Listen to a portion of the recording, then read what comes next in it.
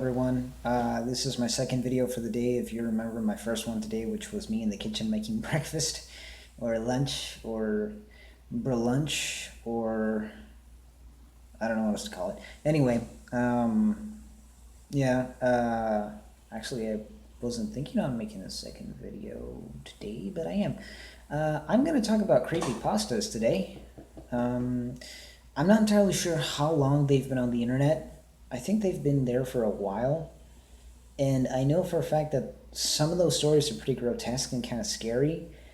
And I'm pretty sure they've been nightmare fuel for a lot of people. I think even the bravest soul would get freaked out hearing one of those stories. I checked them out a few years back when I was back in high school. And because I had nothing better to do with my life at that point. Because first of all, studying's for squares, and I didn't really need to study in order to pass. Which reminds me, the number one question that's on my mind almost every single week is how in the heck did I get past high school? I mean, suddenly I'm in college and everything is kicking my butt, and all of a sudden back in high school I'm like, screw you! But aside from that, I checked out creepypastas back then because, like I said, I had nothing better to do.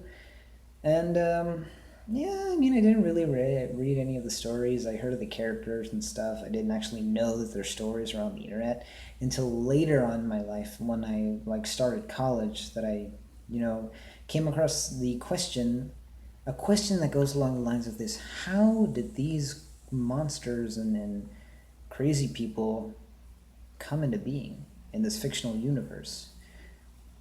So I looked into it, and what was the first one that I read? The first creepypasta that I read was Eyeless Jack. That one wasn't really scary at all. I actually came across the origins of Eyeless Jack a while back ago. A little grotesque, but not as much as Laughing Jack. Laughing Jack was extremely graphic, even though it's just words. Jeff the Killer, that's more of a psychological thriller. Slenderman is the most famous. I think everybody knows Slenderman. But yeah, anyway, so the point of all this is, I thought, well, I've been looking into these things for quite some time, so I thought maybe I'd give it a shot at trying to make my own creepypasta. And I'm not entirely sure how to publish that story, or where to publish it if I can publish it, and if people don't mind, that is. So, without further ado, I'm going to show you guys my idea, if that's alright with you, and if you want to see it. Even if you don't, if you do, great, thanks. If you don't, sucks to be you. So I'm going to go ahead and show you that character, which I've been working on since today. Let's see, it'll come up. Anyway, that's him. So I call this guy Rage. Now you're probably wondering why I call him Rage, and what's with the, coffin and the freaky mannequin. And yes, he is technically, a partially rotten corpse. But, that's some cover art. If it ever became a story, it's supposed to be a large head sketch of Rage, and that's supposed to be him before he became Rage.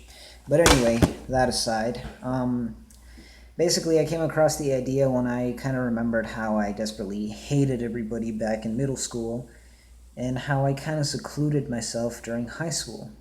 Fact of the matter is, Rage's story is that he is an art kid in high school, and he is not really that big in socializing, so he just kind of doesn't even try and doesn't even go for it. For the record, I did socialize with a group of few back in high school, so I wasn't completely out of the loop of social communication. But this guy, not so much. Anyway, so the point is, October 31st, these other mean people decide to play a prank on the little socially awkward artist kid and throw him into a coffin with a scary tall mannequin. For anybody who doesn't know, they do sell life-size mannequins. I think they're about 5 feet, 6 inches tall. Anyway, so they leave him in that coffin. They totally forget about him. overnight he becomes claustrophobic. He can't breathe because the thing is airtight. And they forget about him. The coffin's forgotten. It's put somewhere. They think it's still kind of empty. It's just heavy because it's kind of a big thing. And but he's not dead. His body has rotten over time.